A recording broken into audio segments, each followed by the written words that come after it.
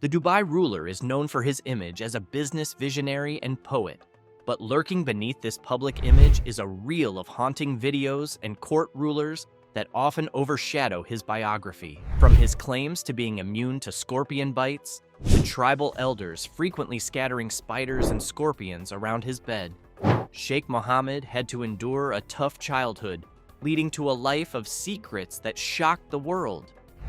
But what other secrets could be lurking beneath the glitz and glamour of Zabeel Palace and the royal family of Dubai? Kidnapping and forceful imprisonment. Among the wealthy lifestyle of Sheikh Mohammed, family has always been a sore point for the leader of Dubai.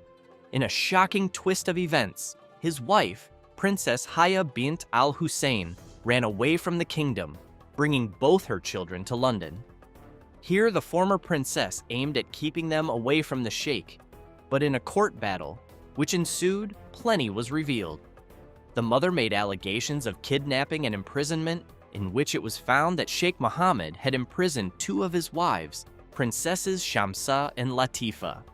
One was kidnapped in 2000 in England, whilst the other, Princess Latifa, had been taken by a commando assault unit from India in 2018. According to Princess Haya, the wives of the sheikh were kept under constant watch, and they were constantly threatened with their children being taken away.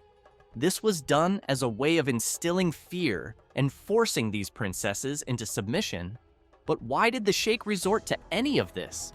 It is suggested that as the marriage of the sheikh and Princess Haya went downhill, the sheikh focused more of his attention on that of Princesses Latifa and Shamsa. However, Haya noticed that during the last few months of her time in the Emirate Kingdom, guns were left around her home with a note reading, "We will take your son. Your daughter is ours. Your life is over."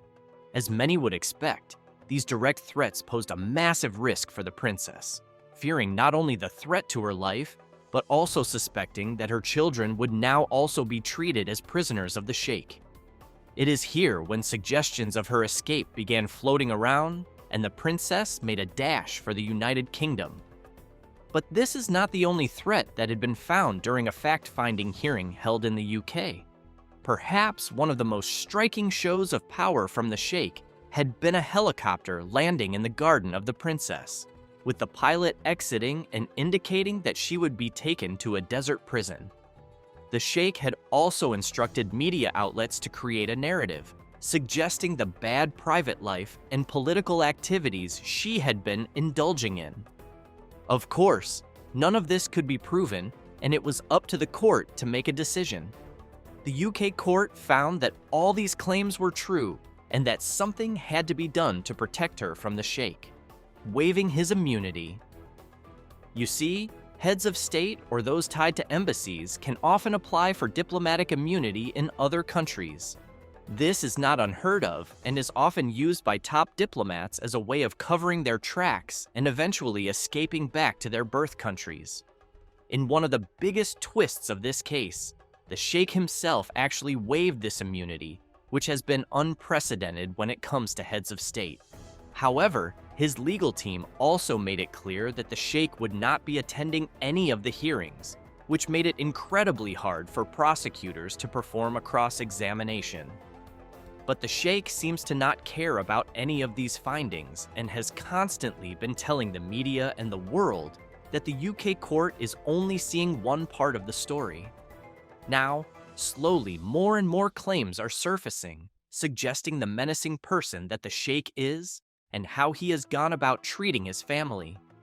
Unfortunately, there is nothing the world can do, and thanks to the lucrative oil trade in the Gulf, and more specifically, Western dependence, no one is willing to cut ties with the sheikh or even push the narrative that he might indeed be a monster. So why does this man seem so immune to the world? Sheikh Mohammed and the power of the UAE oil trade. By now, everyone knows that the UAE has tons of oil. In fact, Dubai itself has been built on the back of these oil rigs and international trade. In the past 2 decades, Dubai has gone from a simple desert city to one of the richest countries in the world, and this wealth doesn't seem to be fading anytime soon. Even as the UK court granted the princess her court order, it had absolutely no effect on trade relationships between London and Dubai. In fact, the world is so dependent on Middle Eastern oil that many things often go unpunished by the West. Aside from his oil endeavors and masterful mind that have transformed Dubai from a Gulf backwater state into a superpower, the Sheikh is also one of the wealthiest men in the world. While some people believe that money cannot buy you freedom, it does seem as if the Sheikh himself is managing this, and he is still mingling with the upper echelons of the international community. You see, this is not the first time that something similar has happened, and if you are seeing this video for the first time, you might be shocked by some of these previous allegations. The kidnapping of his daughters. Back in the year 2000, Sheikha Shamsa, the then 19-year-old daughter of Sheikh Mohammed, was studying abroad at the University of Cambridgeshire. One night, the daughter of one of the most powerful men in the world lodged an inquiry about immigration. However, things took a massive turn for the worse, and she was immediately whisked away by Arab men, who would take her to Sheikh Mohammed's Newmarket property. From there, she was taken to Paris via a helicopter, before she was loaded onto an aircraft and flown back to Dubai. Sheikha Shamsa is not the only person to endure this. Just 2 years later, in 2002, Sheikha Latifa, the younger sister of Shamsa, made her escape attempts. With the help of her Finnish personal trainer, she made her way to Oman, where she set out for sea. According to reports, a Frenchman helped organize the escape for a massive fee of just over $400,000. Unfortunately, Indian commandos foiled the escape, and she was handed over to the Emirati security forces, where she would be taken back to Dubai. In both cases of these escapes and captured, Sheikh Mohammed had a cunning defense. The leader of Dubai simply claimed that he had organized search parties, fearing the worst. In the 2018 attempted escape of Sheikha Latifa for a second time, he suggested to the public that she had been abducted.